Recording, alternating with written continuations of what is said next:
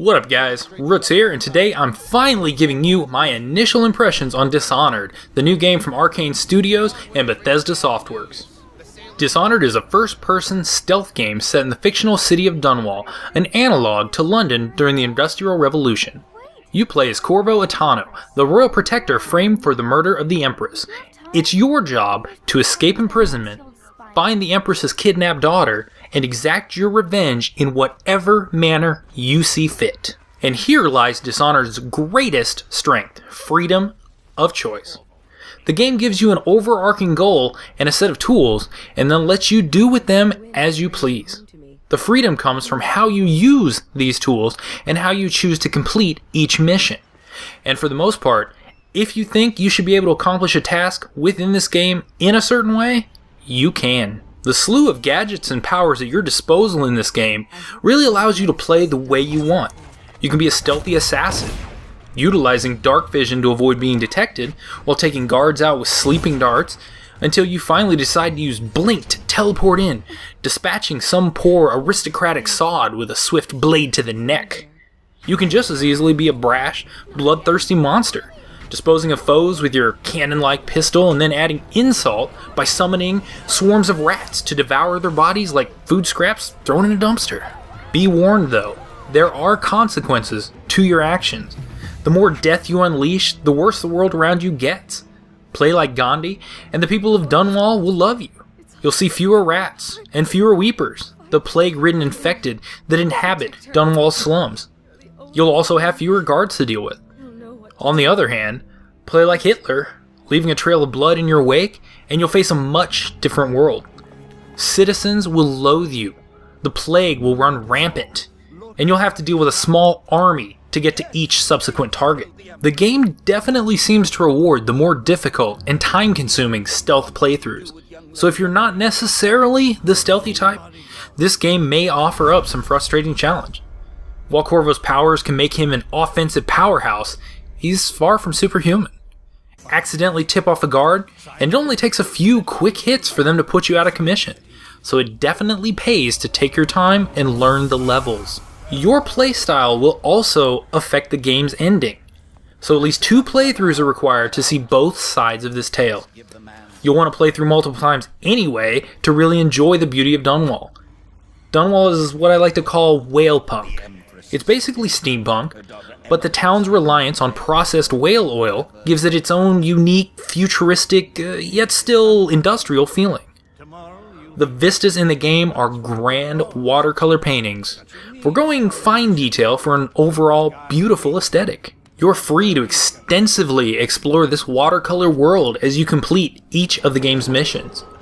The game is segmented into individual levels with a hub world connecting them, acting as a home base of operations. Each mission/level takes place in its own finite space. This game's not open world like Skyrim, but within each level you're free to roam and explore everywhere. Luckily, Corvo apparently doubles as a parkour stuntman in his spare time. You can climb up to just about any ledge you can reach, and when running, you can do a very cool slide under things. These parkour abilities allow you to thoroughly explore your surroundings, searching out new ambush points and entry points, as well as discovering the many stat-boosting bone charms, power-granting runes, and hidden locales in each level. While exploring, you'll come across a wide variety of NPCs. These range from the lowly guard to fallen aristocrats with truly engaging backstories. I personally enjoyed the voice acting from these characters. Yeah, some used canned phrases, but many offer unique dialogue that changes dynamically with how you play the game. Many of the main characters are also voice acted by famous actors and actresses. One example is Carrie Fisher, who you know as Princess Leia, or Chloe Grace Moretz, best known as Hit Girl in the movie Kick-Ass.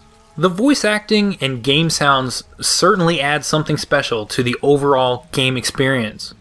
Sounds seem to propagate from their actual sources and change in intensity based on the layout of the levels and your location relative to them. This gives you a unique sense of where guards and NPCs actually are, and even let you utilize noise when distracting them.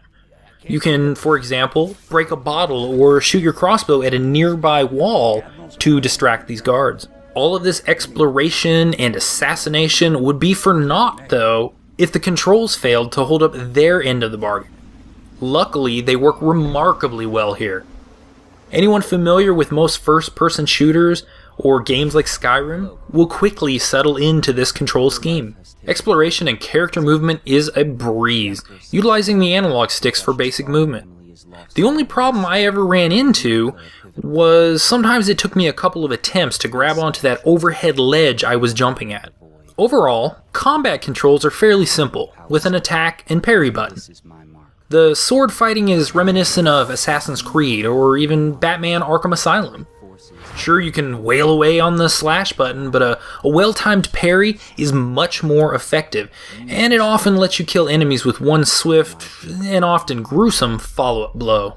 While you're always forced to carry your sword in your right hand, a questionable design decision, especially considering the encouragement you're given to play non-lethally, you can equip other weapons or powers in your left hand, access to which is greatly simplified by hotkeying them to the D-pad. Those not hotkeyed are accessed through a radial menu that still works fairly well. While the weapons and gadgets, especially the body-shredding spring razor, are a blast to use, the real fun comes from using Corvo's supernatural powers. Your first power, Blink, is given to you after an early visit from the Outsider. From there on, you must collect runes scattered throughout the levels and use them to unlock more powers. These powers include such abilities as producing a devastating blast of wind, stopping time, and being able to possess other living beings. While there are only 12 total powers in the game, each can be upgraded to a second level, which adds additional effects like increased damage or greater duration. Bone charms found throughout the level also offer small buffs, and some of them can slightly augment your powers. Surprisingly, or more exactly refreshingly, you're not required to use these powers.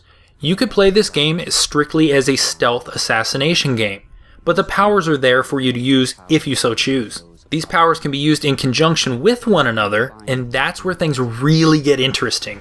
While many combinations of powers have already been shown by the developers, such as summoning a swarm of rats, stopping time, and arming one with a spring razor, then possessing the rat and using it as a roaming mine, I'm sure everyone will come up with their own favorite combos, each unique in its own special way. Exploring Corvo's powers certainly adds to the game's replayability.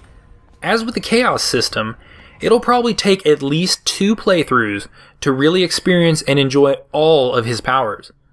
Couple the 2 systems together, the powers and the chaos, and you have a game that you can come back to for a long, long time. So overall, how do I feel about Dishonored? Honestly, I love it. It scratches my itch for a hardcore stealth game, and I love the fact that my actions in the game matter, and there are tangible consequences to what I do. With its high replayability, I absolutely foresee sticking with Dishonored for quite some time. Players looking for a more action-filled adventure may find the pacing a bit slow, but for me, this is all the sneaky, stabby action I could ask for.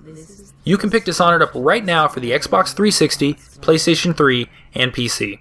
So let me know in the comments what you think about this game and how you like to play. Are you an adept ninja, or do you kill everyone and let the rats sort them out? And if you'd like to see more videos on Dishonored, leave a like for this one, and check out my upcoming Let's Play series.